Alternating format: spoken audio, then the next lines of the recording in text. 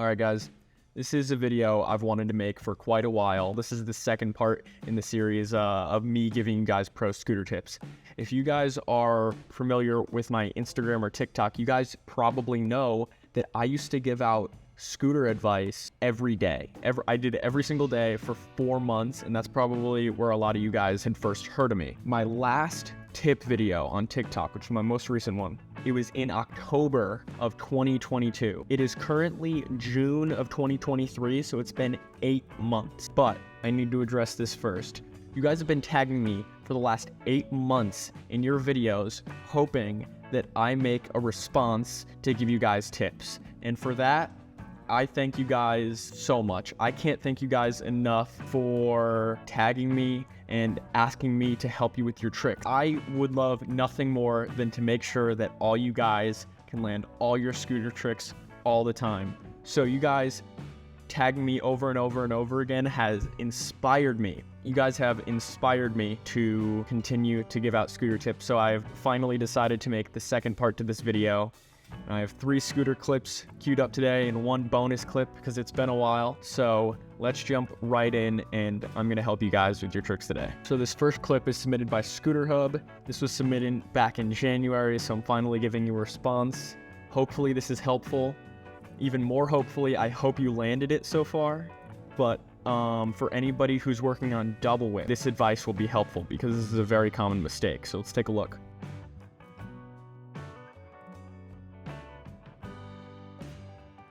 So it looks like he hit this little step up and he goes for a double whip. He gets 1 foot on.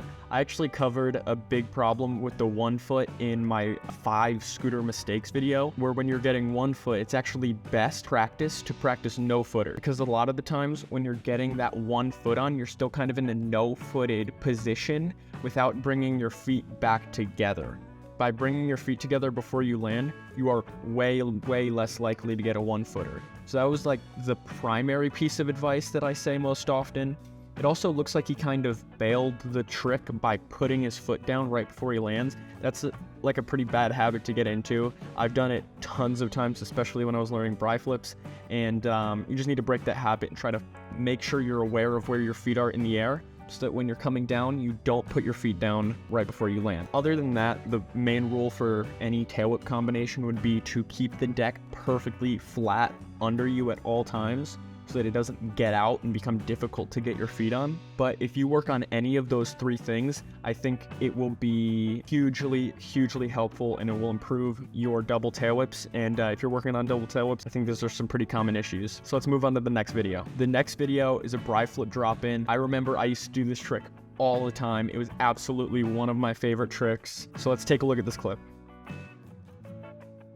I didn't do this intentionally, but it looks like it has a lot of the same problems as the last video, with a few things that are specific to bri flips. As he's jumping down, his feet go apart and they don't come back together. And then on top of that, his foot hits the ground right before he lands. These problems are kind of 2 in the same thing, as if you have your feet together, your 1 foot is not gonna hit the ground first, but practicing getting your feet together before you land is probably going to be the most helpful thing for not just tail whips or bri flips, but for pretty much any scooter trick where your feet comes off when you're doing the trick. He's also doing it on kind of a small quarter. I really preferred jumping a little bit further down and landing more in transition on like bigger quarters when I was learning this trick, just because the airtime was helpful for bringing it around. Because when I was learning this trick, I was young and not super strong to pull the deck around very fast. So my next piece of advice would be to just really be in control of your scooter. A lot of people that are starting out with bri flips, they like to pull the scooter around really fast and really hard, but they're not really in control of the scooter. They're kind of just throwing it, which makes this trick so much harder to land because you're really just not in control. So a quick overview of the tips would be to bring your feet together, try to get out of the habit of putting your foot down and trying to be able to pull your scooter around as fast as possible while staying in control. I think this guy's got it. I haven't showed the clip, but the clips following this were like buttercups and stuff. So, I mean, by the time you can do buttercups, you should definitely be able to learn bri drop. So keep practicing. I really think you got it. Just try to break those bad habits. Let's move on to the next one. So this guy tagged me in 2 clips. I'm only gonna respond to the 360 whip. He did a kickless and a 360 whip.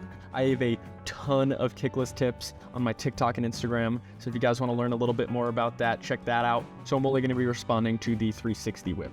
So I don't have a lot to say about this 360 whip. This looks very good. I really like doing my tricks into transition. For starters, this isn't really much of a tip for this trick, but you can tell that by landing very hard on a flat surface from kind of a high height, he's getting all this recoil that knocks him over. I really like to try to ride like full box jumps and land in the landing if possible. It makes me commit, and it allows me to kind of get out of situations where I might not be landing it perfectly because I have the momentum of landing in the landing. What I will say is that I love the catch. He caught it right at the 180 mark and it was great. One thing he didn't do though, watching it back, is that he catches it at the 180 mark and then he kind of just waits for the last 180 to finish. When I do my 360 whips and I catch it at the 180 point, I always tuck up, try to become like a pencil so that I can spin out of it as quick as possible.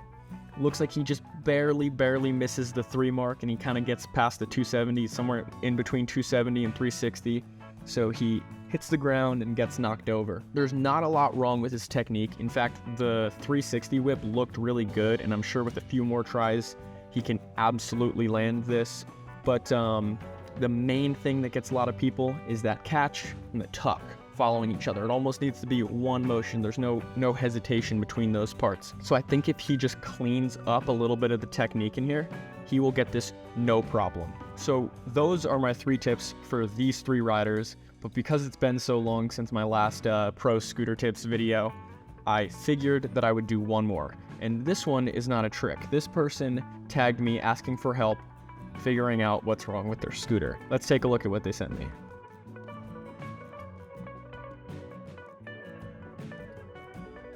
This scooter looks awful loose, and I'm pretty sure I know exactly what the problem is. A lot of beginners, when they're starting out, don't really know a lot about putting scooters together, so they might take their bars off and not really know how to put it back together. In the scooter, there's this thing called a compression, and there are several different kinds of compressions, and yours might be different from your friends depending on the scooter you have. A lot of complete scooters, like the ones that you buy in the store, either have threaded compression, which is like what Razor has, where you just tighten a bolt and it tightens everything up, or if you're buying like a pro scooter, it'll probably have IHC or HIC, which are almost the exact same. They have a few different parts that you need to have for them to be compatible, but they're almost exactly the same.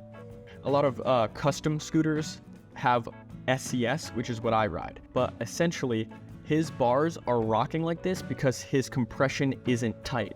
I've met plenty of riders who didn't know what compression was, and they're riding without a compression bolt, and their bars look exactly like this. They just rock back and forth. It's a lot of stress on the headset. It's no good. So I'm going to be including video links in the description of how to fix different kinds of compression. So if you're a beginner and you're just starting out and you have no idea what I'm talking about, you'll be able to fix this. All this guy needs to do is tighten up a few bolts in his scooter and he'll be good to go. I hope these tips were helpful. I know I went over a lot of information today, so feel free to go back and rewatch any parts you don't understand. If you don't understand something, message me on Instagram, message me on TikTok, leave it in the comments. I promise I will do my best to help everybody who messages me. Thank you guys so much for watching. And if you guys need help in your scootering, please make sure to tag me on Instagram, TikTok, or YouTube, and I will do my best to make a response. I'll see you guys in the next video. Remember to like, share, and subscribe. See you guys.